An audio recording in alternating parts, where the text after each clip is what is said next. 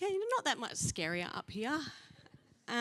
Firstly, I just want to honour our pastors and great friends, Pastor Josh and Lee. Can we honour them? Thank you for saying yes to the call of God upon your lives. I know for Jordan and I, your leadership and your love, I'm not a sook. Your love and your support has actually brought healing and restoration in our lives, and we're forever grateful for you guys. And we've got winners here, guys. Pastor Bron said a couple of weeks ago something that really resonated with me, and it was, if you're in a dry or weary place, it's time for a fresh encounter with Jesus. See, who knows it's pretty easy to follow Jesus, serve him faithfully when everything's going great. Am I here on my own? I think, I've done the faith journey for a very long time. I was a pastor's kid for over 32 years. And so I've seen a miracle-working God in every area. And I know that when things are good, it's easy. It's absolutely amazing serving God. But it's in those valleys that faith is refined and tested. It's when those diagnosis comes or the business isn't going too well, that's when your faith is really tested. My family and I, we've been through some pretty dark valleys. At the age of 18, my brother, Christian, was killed instantly in a car accident. In 2018, my husband and I, we have a son called Roman. He was 4.5 years of age. And he was diagnosed with a 1 in a million type of rare liver cancer, hepatoblastoma. And his survival rate was just under 30%. But, through each of those trials and valleys, I felt the peace of God with me. It was a strange feeling. It was like you're going through the storm, but God was carrying us through the storm. And it wasn't like the storm was easy. It wasn't like everything was rainbows and sunshine. But it was like God was just carrying me through, and he gave me strength for each day. I even saw with my brother's life, nothing is wasted. I saw hundreds of people come to Jesus because of his faith. One of my life scriptures has been Isaiah 26 verses 3. He keeps in perfect peace those whose minds are fixed on him. 2 years ago, our lives were turned upside down once again, a place I thought we would never be in.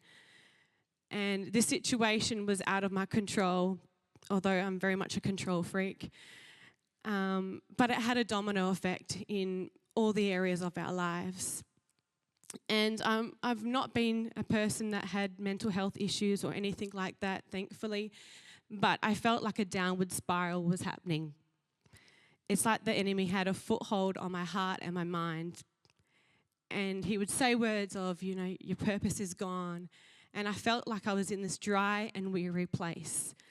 I can't explain the extensity of it, but, I'd be crying in the car park, or I'd be in places where I just felt complete hopelessness. And at the start of this year, I had enough. And I realized that, the devil comes to steal, kill, and destroy, but God comes to bring life. And so I'd realized I'd been listening to the enemy's lies. And though I had an incredibly loving and supporting husband and close friends with us, I just couldn't seem to fix it. And I am a fixer. I love to fix things. Give me a problem, I'll solve it. But this was completely out of my control. And I unknowingly tried to be God in my own world. And that was a reality for me. It wasn't like I was calling myself God, but I was trying to be the person that fixes things, except relying on the one who only can fix it. On the 5th of May, I pretty much had enough. I did the whole ugly crying thing, and I was crying out to God, and I had it out with God, and I said, God, I need you to move in my life. I can't do this on my own. I've been trying to do it in my own strength this whole time, and I just can't do it anymore. And so I did what we know what to do. I just kept coming back. And I came in this Sunday. I remember exactly where I was sitting. I was sitting 2 rows back, and I was in that desperation. I was expectant for a miracle. And previously to this, I obviously spent time with God. I was in worship. I was doing everything I knew as a Christian my whole life to do, but it just didn't feel like I was breaking through. Have you ever been in a place like that? And the miracle is just there, but you just can't get over the line. And so I was in worship, and I felt like God had kind of been silent towards me, giving me the silent treatment, which is not the character of God. But I was sitting in worship and I just was praying and crying out to God. And I kind of gave him an ultimatum, but without it. And I was like, God, I need you. If not, I don't know what I'm going to do, but if not. And at that point, I hear this still small voice. And he said, Bianca, I've kept you. And those 3 words might not mean much to anybody else, but those 3 words meant the world to me. I think Sinadra, is that her name? Sinadra was preaching at the time, and at the end of the service, there was opportunity for prayer. And I think Geordie may have nudged me, or I just felt a pull. Either way, I ran down the front because I know I needed that miracle. And I came down the front. Pastor Bron came and prayed for me. And the prayer she prayed over me was, He keeps in perfect peace those whose minds are fixed on you. See, this whole time I was leaning on my own understanding, doing things in my own strength and not with the peace of God. Every other trial and valley, God has given me peace through the storm. He doesn't promise you that you have no storms, but he promises that he will keep you in perfect peace. He'll carry you through those storms. That Sunday, I had my encounter with Jesus. And it didn't have to be something flashy and, something enormous, like this light bulb moment. Although for me, it felt like that.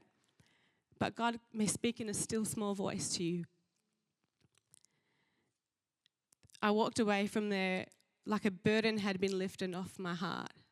That I was no longer in control, that he was completely in control. He says his yoke is easy and his burden is light. Those burdens that you're carrying, you're not meant to be carrying. That diagnosis that you may have, that's not yours, that's his. Whatever you're going through today, I want to encourage you that you may get an instant miracle like I did right there. Or you might get a miracle in the process like my son Roman got. He's 5 years in remission and or your miracle might be eternity like my brother Christian. But you got to know that God is never far, he is close. Pastor Josh said something last week that pretty much defined it all. He will turn your pain into purpose, but you got to fully rely on God. You got to give him complete control of your life. Otherwise, you'll do it without no peace and you'll find yourself in a place like I was. Thank you.